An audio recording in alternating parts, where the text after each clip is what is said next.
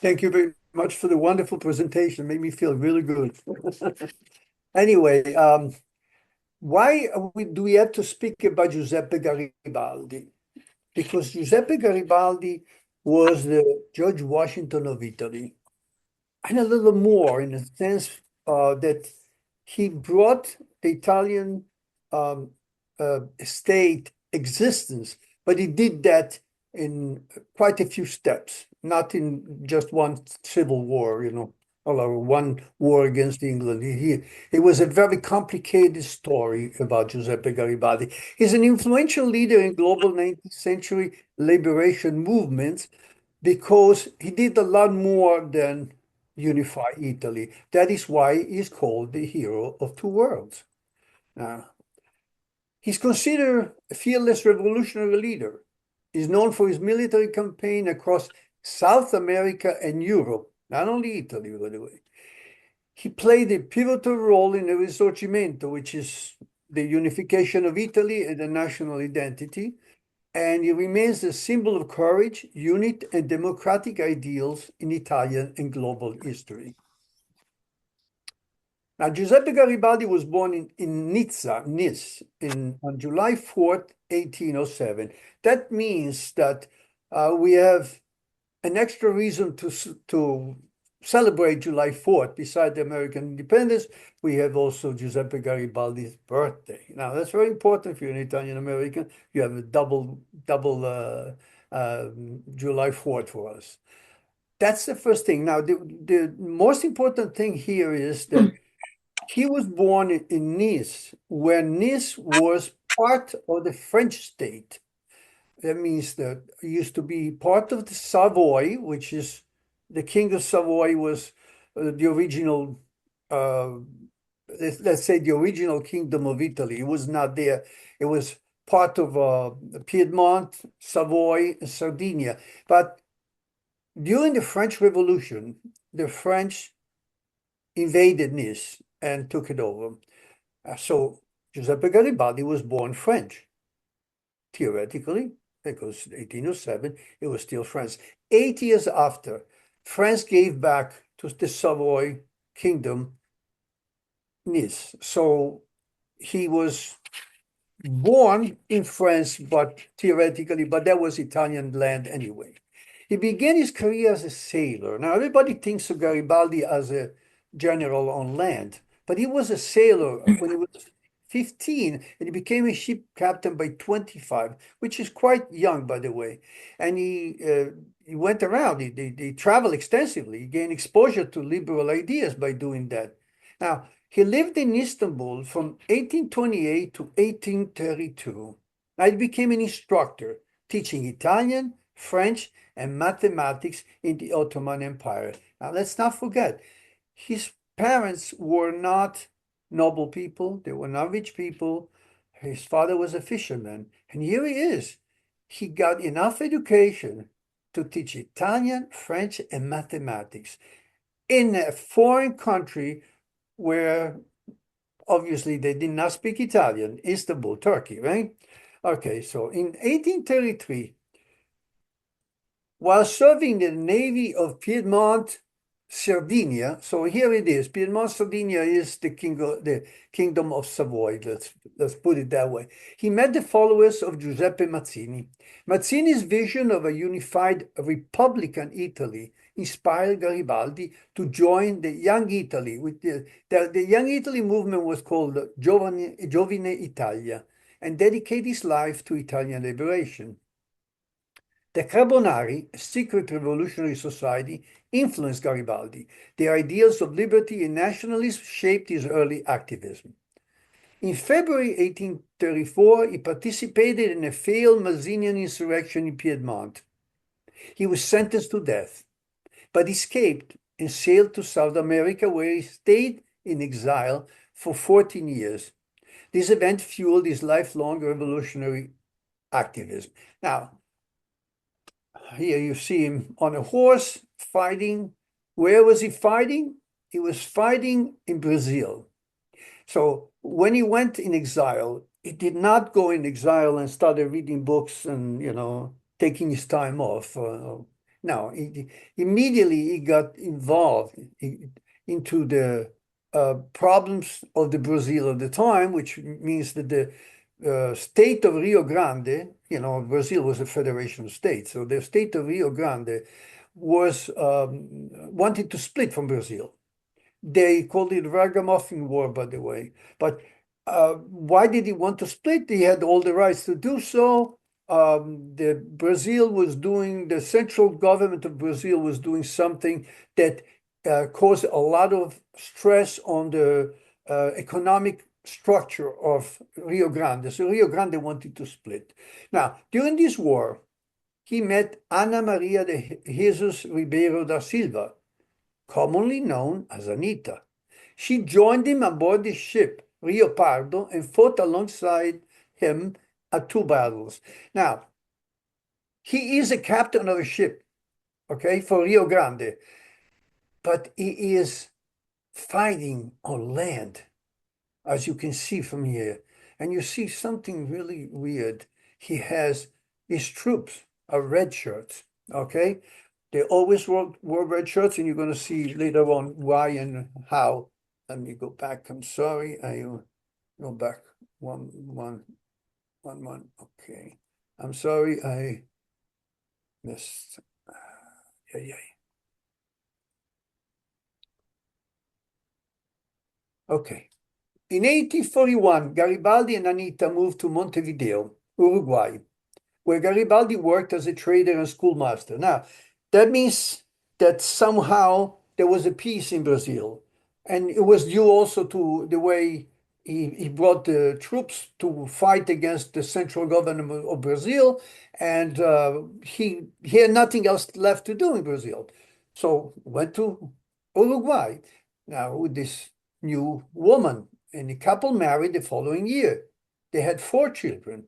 Around this time, he adopted his distinctive style of clothing, wearing the red shirt, the poncho, and a hat commonly worn by gauchos. Now, most people believe gauchos are just Argentinian, cowboys, but that's not true. All the cowboys of South America, which was Argentina, Uruguay, and Brazil, where the cattle were called gauchos. So he started wearing that outfit, and that's what he's known for. Most of the pictures you're going to see him in that outfit. In 1842, Garibaldi took command of the Uruguayan fleet, and he raised an Italian legion of soldiers known as the Red Shirts for the Uruguayan Civil War. Here is the Second Civil War. Between 1842 and 1848, Garibaldi defended the capital, Montevideo.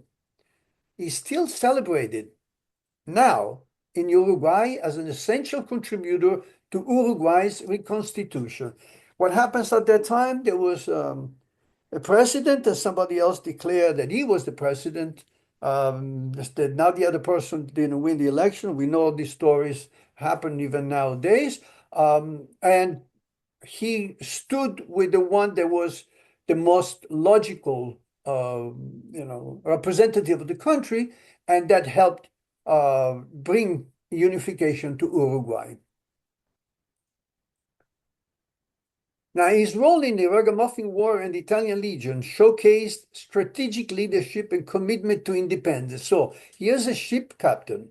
He became basically an admiral for the Uruguayan fleet, and is known for that. But he brought himself to land, and he fought battles on land, and he won the battles on land. And he also got wounded quite a few times, by the way, which is something we're going to go over. Now, Garibaldi returned to Italy in 1848 amidst revolutionary fervor, offering his services to the Kingdom of Sardinia. But he was rejected because of his radical views. He was, after all, a Republican. He didn't want not Republican like the American Party. Republican, he wanted Italy as a republic. So Sardinian king was not too happy to be helped by somebody that didn't want a king. So Garibaldi played a crucial role in defending the 1849 Roman Republic against French forces, aiming to get rid of papal authority. On April 30, 1849, the Republican army under Garibaldi command defeated a numerically superior French army in Rome. So here he is with a small group of people. He fought against the French and he won. So you figure that, great. Now, because French reinforcement arrived and the siege of Rome began on June 1st. Despite the resistance of the Republican army, the French prevailed. Also because there were about 6 to 7 times the amount of soldiers that the Republican army soldiers had. Garibaldi and his forces, hunted by Austrian, French, Spanish, and Neapolitan troops, fled to the north. Anita, who was carrying their 5th child, died during the retreat. Now you ask yourself, why were Austrian, French, Spanish, and Neapolitan troops going after him? Because he was a Republican, and all these places, Austria, France, Spain, and the Kingdom of Sicily with Naples, were kingdoms, and they did not want the papal state to become a republic. They wanted the Pope to stay as a king. Now, although the Republic fell, Garibaldi's reputation soared as a symbol of resistance and sacrifice in the pursuit of Italian unification. Now, let's talk about Garibaldi for a moment, about his family. The iconic Italian revolutionary was not only a military hero, he also was a man whose romantic entanglement reflected the turbulence of his era. He had 3 wives and 8 children. The first wife, we met her, Brazilian, Ana Maria de Jesus Ribeiro da Silva, the famous Anita. She was a Brazilian fighter and influenced his life profoundly. Her death added emotional weight to his struggles. Now, this is a big jump now. The second wife, in 1860, Garibaldi married Giuseppina Raimondi, an 18-year-old daughter of a nobleman. What made him do that? No one find out. Somebody convinced him that it was a good idea. The marriage ended in scandal within an hour, when Garibaldi received a letter revealing that Giuseppina was pregnant by another man and had been involved with multiple lovers. He immediately repudiated her and never saw her again. And the marriage was annulled in 1880. That's 20 years after. That's because the Pope was not going to do a favor to Giuseppe Garibaldi, who was trying to get rid of him. Third wife, Francesca Mosino. She entered Garibaldi's life as a nursemaid in 1865 and became his lifelong companion. They had 3 children. Francesca cared for Garibaldi in his final years and preserved his legacy after he died in 1882. One thing to keep in mind, Garibaldi, between the first wife, and the second wife was just like a parenthesis of 2 hours. Between the first wife and the third wife was a womanizer.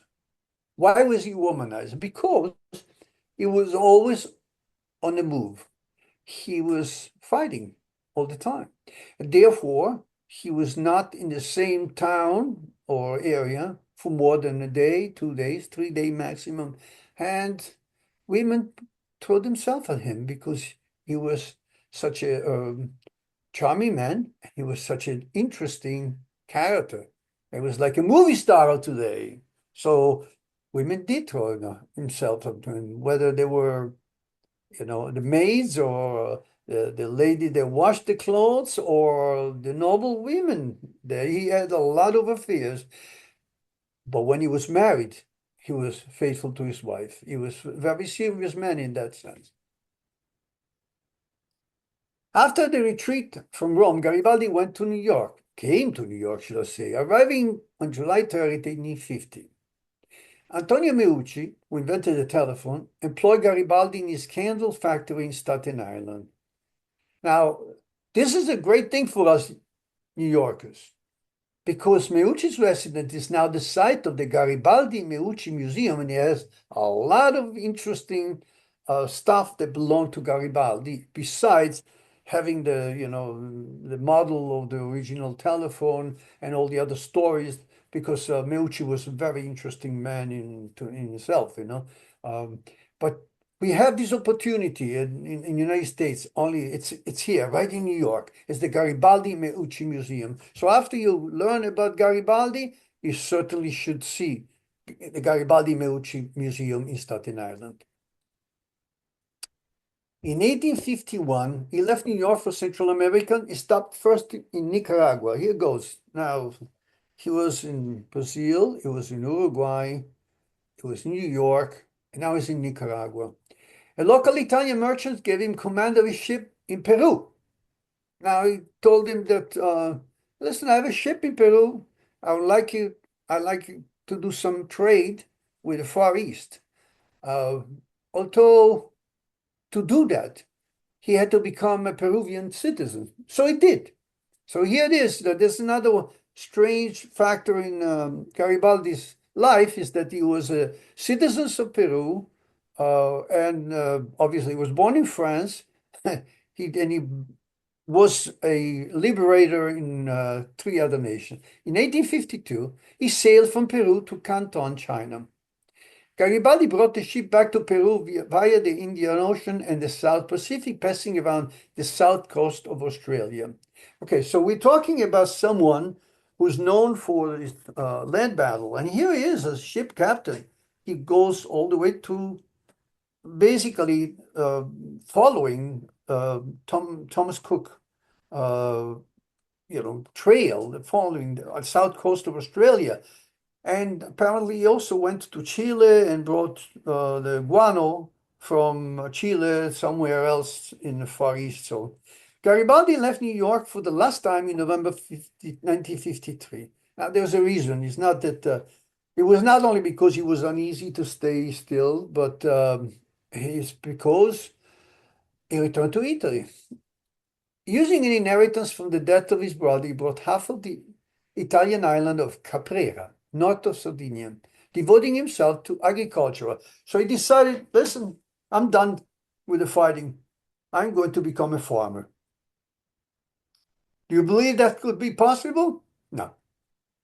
1859, Second Italian War of Independence broke out.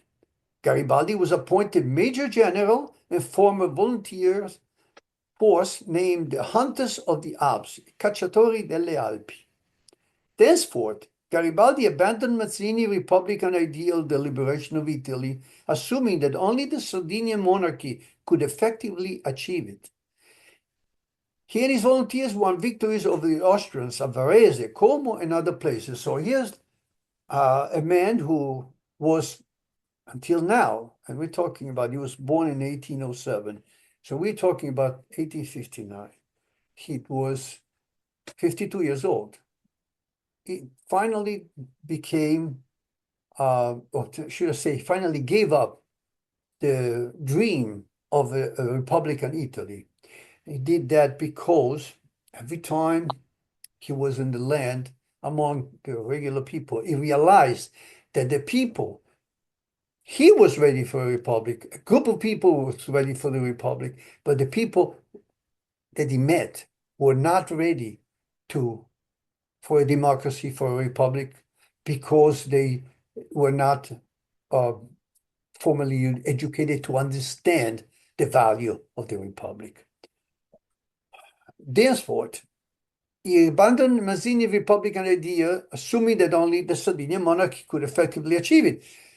And he won all these victories for Italy, not Italy yet, for the Kingdom of Sardinia. Here is the Expedition of the Thousand. You see, most of the people won red shirts. He gathered about 1,000 people. In 1860, uprising in the Kingdom of the Two Sicilies provided Garibaldi with an opportunity. So he's not the one that created the idea of getting rid of the king in this Kingdom of Two Sicilies. The people were trying to get rid of him, but they were not able to. He gathered a group of volunteers called I Mille, the 1,000, also known as the Red Shirts. in two ships, namely Piemonte and il Lombardo, and he left from Quarto in Genoa. He landed at Marsala. You know where Marsala is? They make great wine. It's great sweet wine. And it's the westernmost point of Sicily. It's not too far from Palermo. Garibaldi led 800 volunteers to victory over an enemy force of 1,500 at the Battle of Calatafimi. Why was it important? Because even though it's a small battle, because 1,500 people is not certainly the large group of soldiers, but because he showed that even with a small amount of people, he could win. That day, he says to his lieutenant, Nino Bixio, "Here we either make Italy or we die."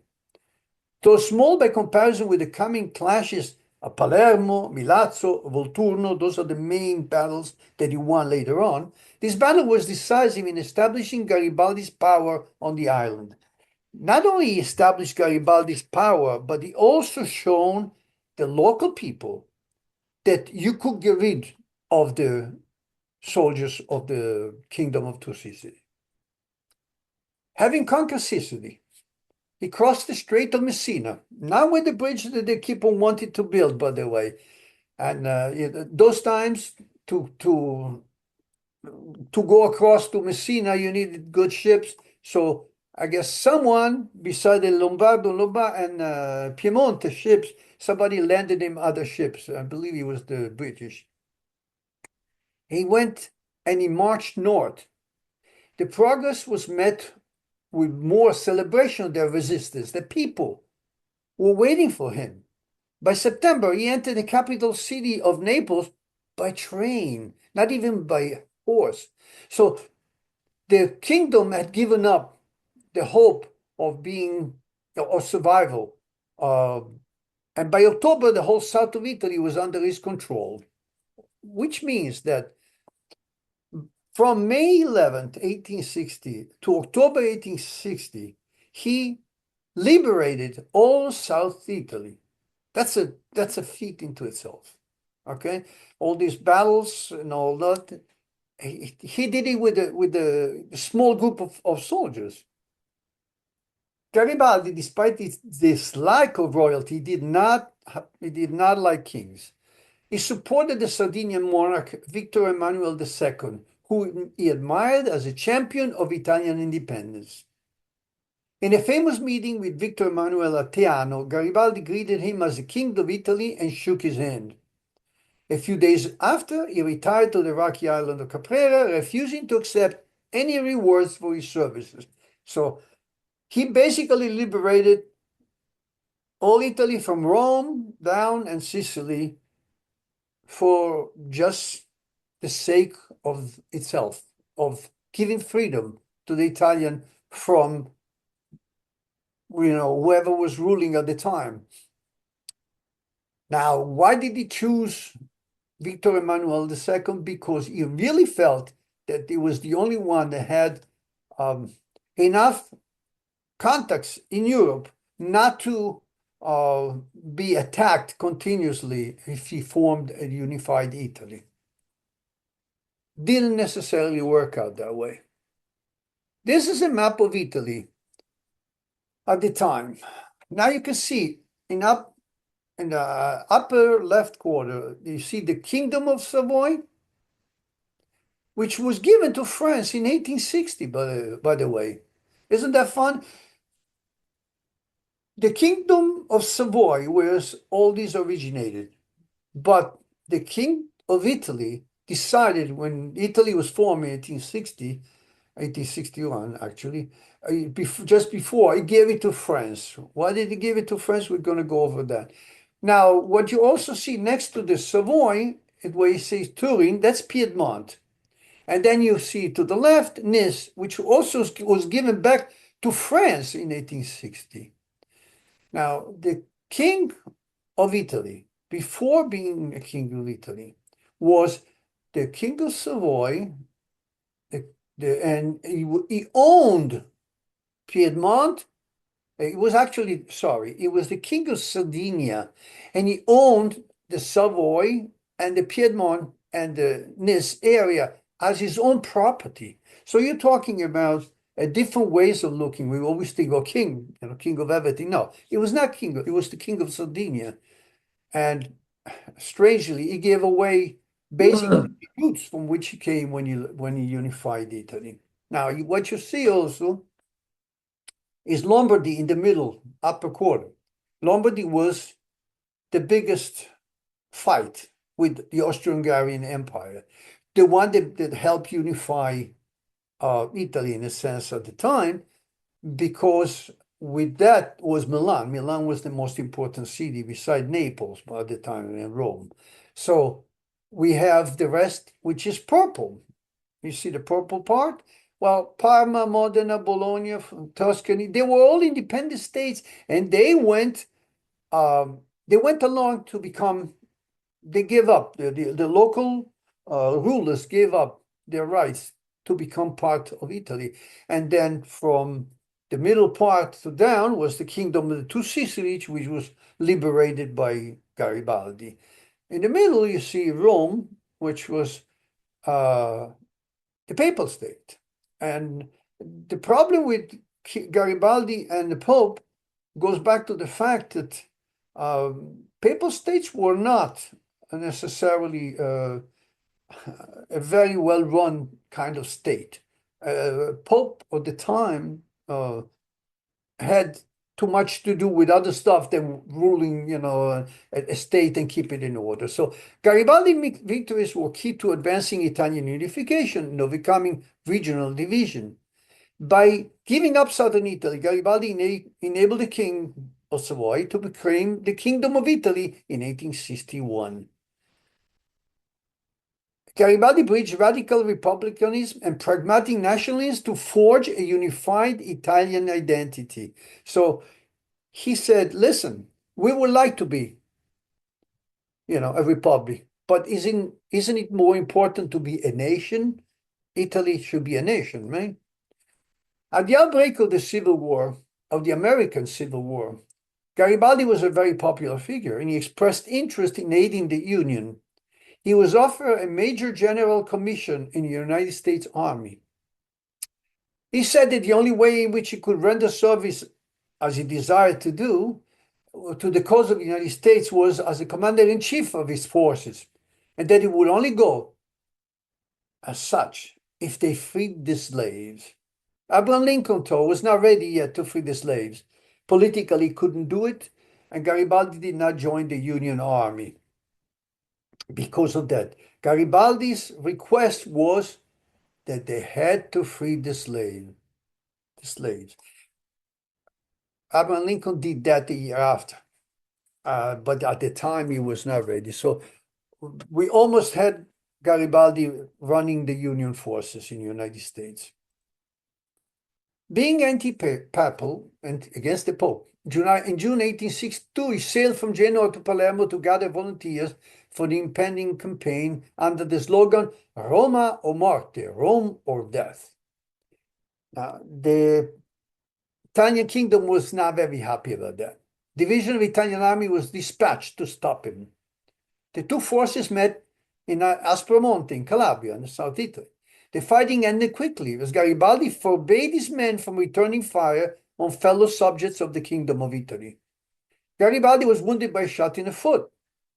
This is not his first, his first experience with wounds.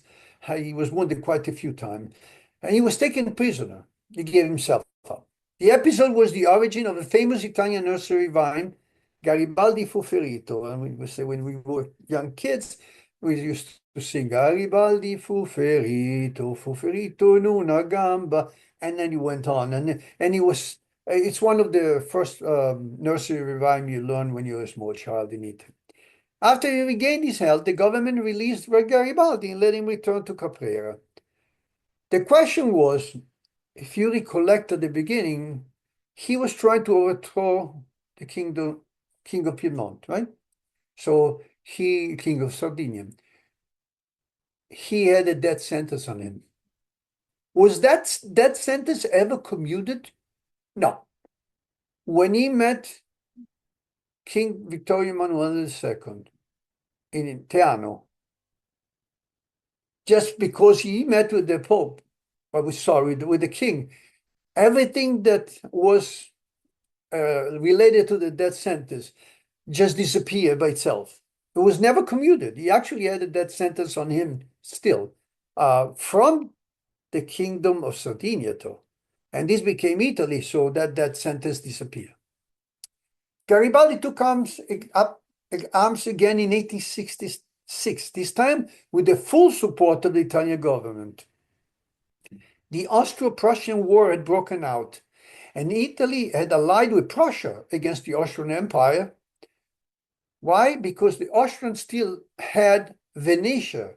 Remember the area, the other map where we saw before? Venetia was Venice, and what would be the Venetian region now with Padua and some of the Trentino also. So Garibaldi gathered his hunters of the Alps, Cacciatori delle Alpi, which were around 40,000 at this point, all volunteers, and led them into the Trentino. He defeated the Austrian at Bezzecca and made for Trento. The Italian navy, though, was defeated at Lissa, and Italy signed an armistice by which Austria gave up Venetia to Italy. So, because of the Prussian winning on the other front, and because of Garibaldi, there was this armistice, and Venetia area was given back to Italy. Garibaldi was ordered to stop his advance, and he obeyed. And there's a famous saying here that he was given the order and he said, "Obbedisco," I obey. Did he have to obey? No, he didn't need to. He could have just kept on going and conquer Trento and the rest of Trentino, and that would become part of Italy. It didn't happen because Garibaldi gave up, because he was told not to keep on fighting. And Italy gained Trentino after World War I. Now, this is also a very interesting twist. The Franco-Prussian War. When the Franco-Prussian War broke out in July 1870, the French garrison was recalled from Rome, and the Italian army captured the Papal States without Garibaldi assistance. So, okay, so the reason that Rome was still part of the Papal State, was not part of Italy, was because they kept the French soldiers there. There was a lot of troops from France in there. The moment that they had Franco-Prussian War broke out, the French soldiers left. So Italian troops went into Rome, the famous Bersaglieri, in Porta Pia, and they went in and they took over Rome. The Pope became, or considered himself, a prisoner of the Italian state until 1922. Until 1929, sorry, correct myself.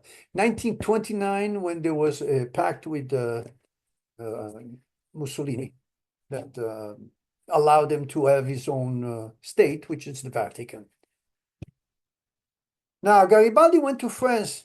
He assumed command of the Army of the Vosges, an army of volunteers, after the French Third Republic was proclaimed, in an effort to save France from invasion. Why did he do that? Here it is. He hated the French people because they were the one defending Rome. But who was giving the orders to the French troops to defend Rome, to defend the king, which was the Pope? It was Napoleon III. After Napoleon III was eliminated from the formula, and he became a republic, and says, "Hey, you're a republic. This is what we like. I'm going to come and save you." And he did. He actually commanded the biggest army, and he was able to stop the Prussians from invading and send them back to Prussia. After the war, he was elected to the French National Assembly, where he briefly served as a member of parliament. So here he is. He was a member of parliament, but there's something unusual about this. He retired to Caprera, where he lived a modest life as a farmer, and he remained politically active, serving in the Italian parliament from 1861 to 1870, right? Now, with distinction, advocating for universal suffrage, secular education, and women's rights. We're talking about 1861. He is a man who is a representative of the parliament in Italy, and it's a representative of the parliament in France at the same time, and he's also retired in Caprera, and he's writing, by the way, at this point he's writing a lot, and he's advocating in 1861 for universal suffrage, for everybody to be given the right to vote, and to force the people to get education. People didn't get education before. No, now you have to get education. You got to go to school, and the government should pay for the school. And you want the women rights. Not only the women should vote, but the women should all be able to own property, should be able to have the same rights as men. This is an exceptional man for 1861 to have all these beliefs. His writing, including novels, memoirs, and political essays, show his deep commitment to liberty and human dignity. He wrote a lot, believe it or not. Now, the question is, when did he have the time to write? Because he wrote a novel between two different battles. It's like he was something of an exceptional man in all senses.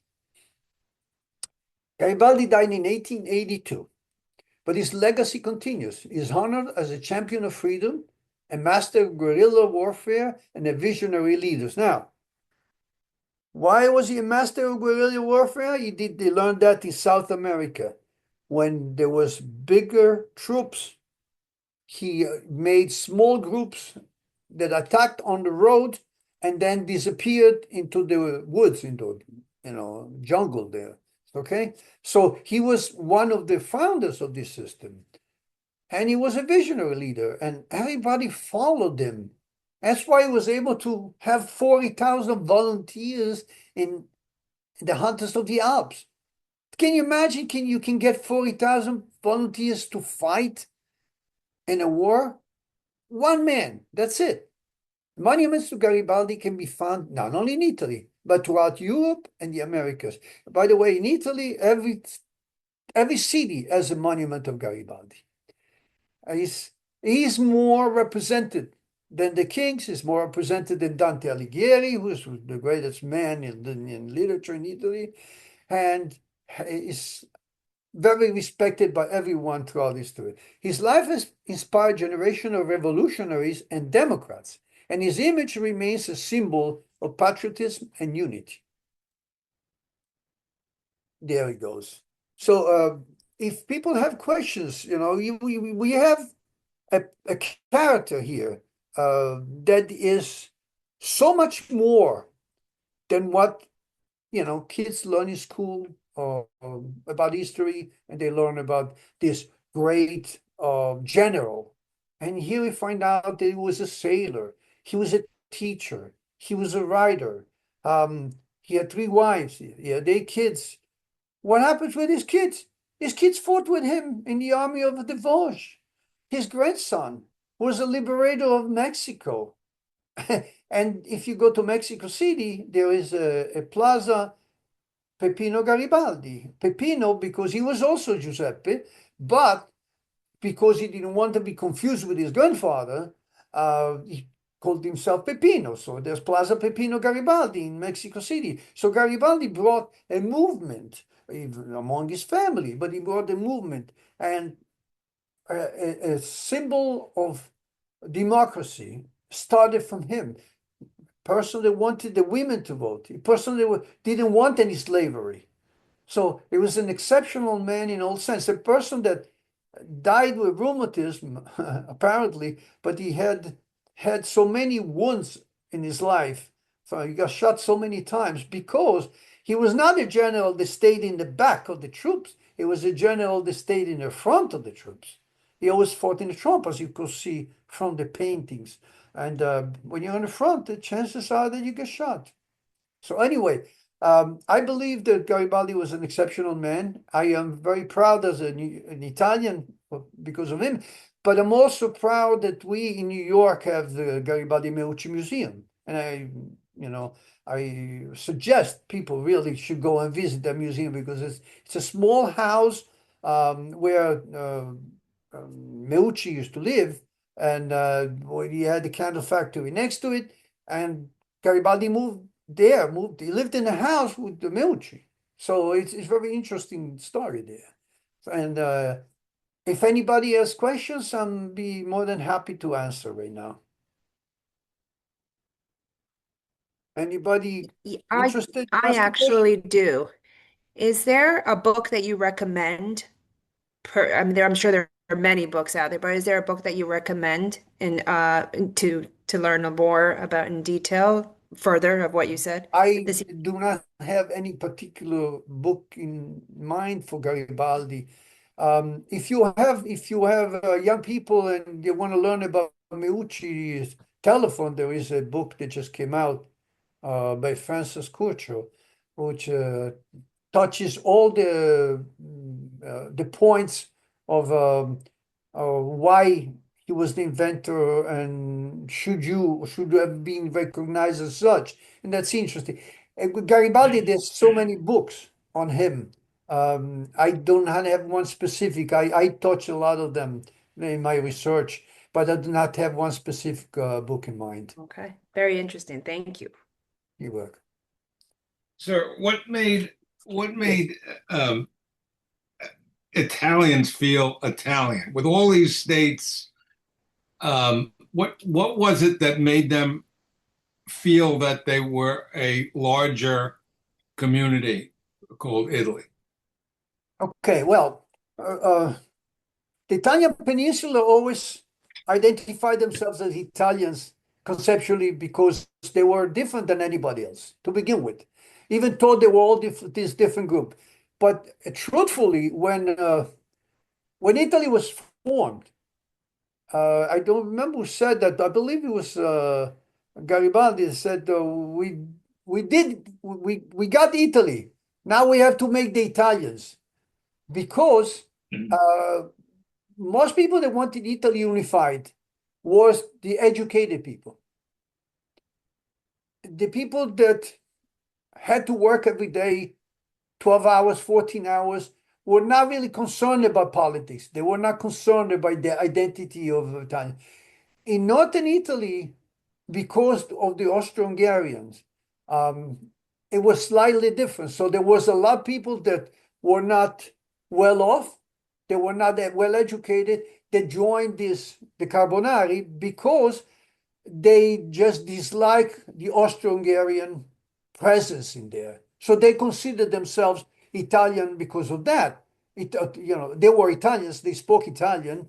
Now, truthfully, what you're asking is peculiar because for a long time, um, Italians spoke dialects.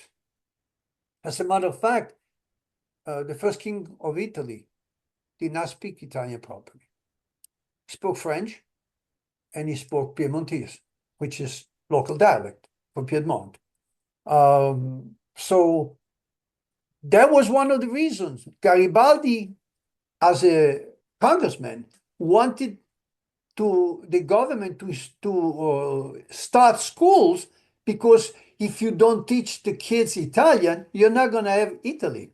That was one of the main reasons. And that's why he wanted everybody to vote, because people had to feel responsible for the choices to have one state. It was not an easy process, by the way. There's people here in Italy, not here, in Italy that are they have this conspiracy theory against Garibaldi because Garibaldi gave the South Italy to the King of Sardinia, right? And they say, well, by doing that, he put the southern people under the heel of the northerners. Um, Economically, it maybe seems so, but in reality, it's such a complex situation. When some of the people went down to Italy, some of the people from the north, before Garibaldi, went down to Italy and they landed in Calabria to free the south, they were killed by the locals because the locals thought that these people that spoke Italian were foreigners. So yes, it was a big issue there, and it took a lot of years to resolve, and to get the Italians to be Italians, quote and unquote. Italians consider themselves Sicilians, Neapolitans, Milanese, Romans, and it was very hard because it was always being separated small states. And sometimes during the late Middle Ages and the Renaissance, the small states were actually city states. So yes, you have this sense of independence within Italian, but that's why the Italians were very creative, by the way. That's part of this feeling of independence. But does not mean that they didn't feel part of a unity of Italians. They felt that when the outsiders came in. An example of that is in the 1200s, the emperor of the Holy Roman Empire, which means the emperor of Germany at the time, came down to Barbarossa, came down to northern Italy to destroy Milan. Well, because Milan was trying to get independence, and all the local cities in northern Italy unified, the love for the family that's unique to not to Italy, but it's more so the love of the mother, the concept of the mother. In Italy, it's the same all over. It doesn't matter where you go, you have the same way of looking at life. Where did the name Italy come from? This goes back. There was a group. There was a tribe of they call Italiotti, which was down actually in South Italy, and that name was used later on for Italy. The Romans basically destroyed. Romans were very good at unifying people, and by doing that, they were the first global movement. Whenever they came in, everything else disappeared. Not because they killed them, but because everything became Roman. But it was basically a tribe somewhere between Calabria and Apulia. They were Italiotti, and that's where the name Italia came. Parenthesis, yes, Garibaldi was a womanizer during the period when he wasn't married, but he was always respectful. He did not go with women that were married to someone else. He was always a moral person in his way. He chose. He was a free man. Somebody asked me in a previous lecture whether he was a Catholic. Well, he was born a Catholic. He was definitely not a Catholic, even though he received the last rites when he was dying, because of his wife, and because he believed in God. He just was not a Catholic because he disliked the Pope, and he disliked the Pope that at the time, the Pope at that time, because when he came to power, he gave a lot of hopes of changing the course of the corruption of the papal state, and with the years he proved that he was nowhere different from previous popes, and he had a strong dislike for that. That was part of Garibaldi's personality. He didn't like kings too much. He didn't like people. He didn't like autocracy. He wanted the people to have independence, the democratic state, right to vote, and so on and so forth. Anyway, I hope you liked the lecture. If you do so, let us know. And in the future, here at the Yonkers Public Library, we're going to have a lecture on Antonio Meucci, the inventor of the telephone, because he invented a lot of more stuff. And the library will let you know when. Thank you very much for everything.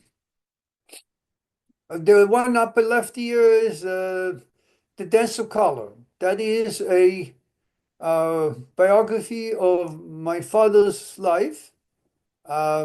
It's a book that has 500 illustrations of his paintings and some of his early years. And the story of he was an artist, and was a very well-known artist, and he also was here in New York for quite a few years, and he worked also the Metropolitan Museum for the Metropolitan Museum as a historian.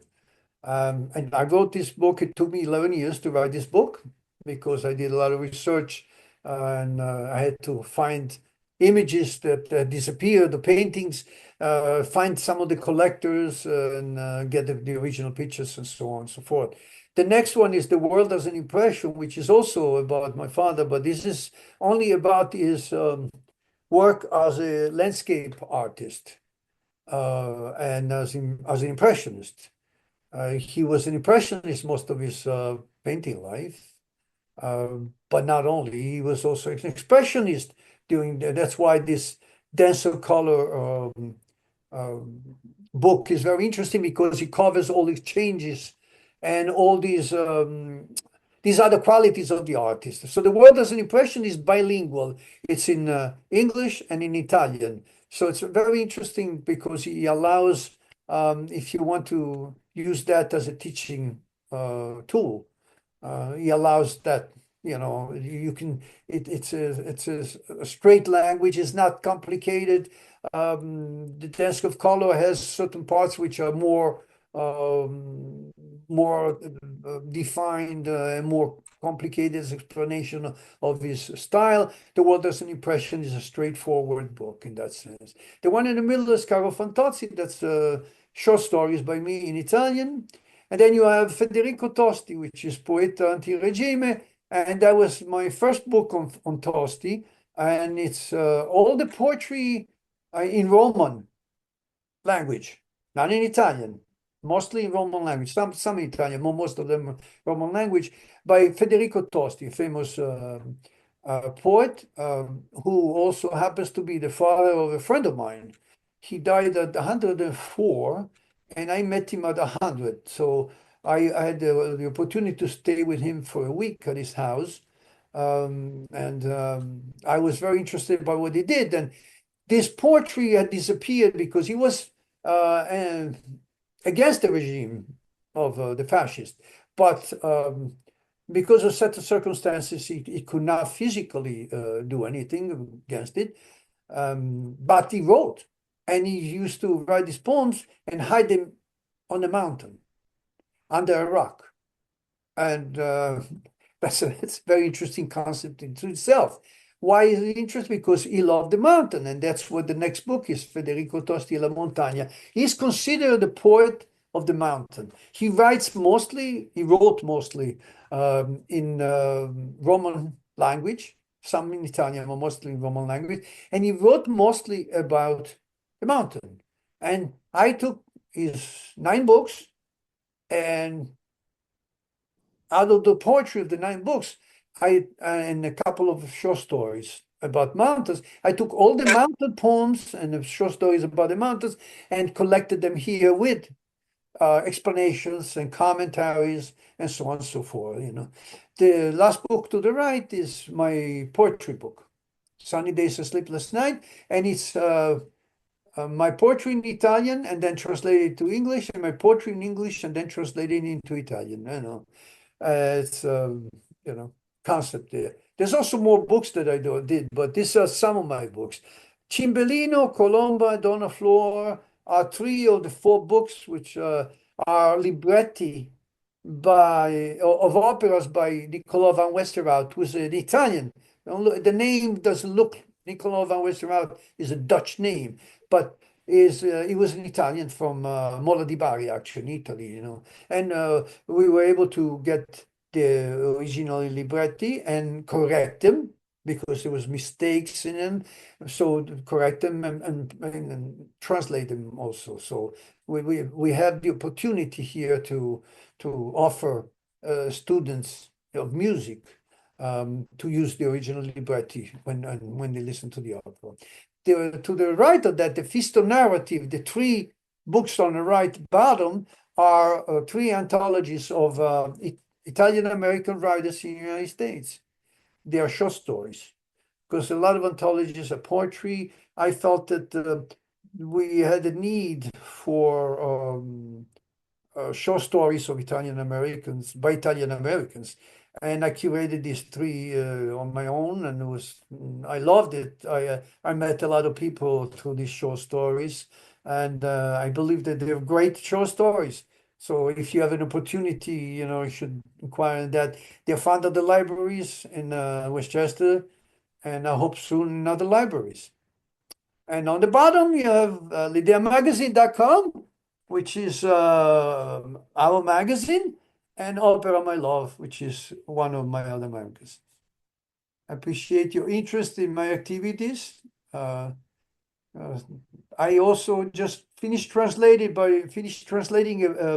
a book on, it's a novel about an autistic child experiences in resolving a crime which is involved, which is accused of stealing a ring, which he didn't. And how do you deal with such a situation as an autistic, full-blown autistic child with a lot of issues? And throughout the novel, he actually learns how to deal with some aspect of his autistic, shall I say, overreactions and the fears and the contact issues and all that. And it's very interesting, and it's a very light book in a sense, because it was written by the mother of an autistic kid, and she had plenty of experiences, and actually the story in itself is true. So she turned it into a novel to make it more interesting. But yes, something to do with the theft and of a ring, and something to do with this autistic child who is now in his 30s or upper 30s. But she wrote this, and it was wonderful book. So if you want to find out, you just put my name on Amazon, and you'll find out the book, where the book is, the title of the book, and so on and so forth. So I get involved with the Italian topics. Obviously, I have touched Federico Tosti, which is Roman. I wish I had also done some Milanese, but I don't have the expertise.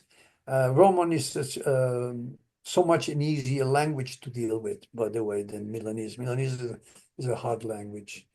So if anybody's interested about my poetry, eventually we're going to give a presentation. We did once of the Sunny Days and Sleepless Nights, and maybe record it on Yonkers Public Library.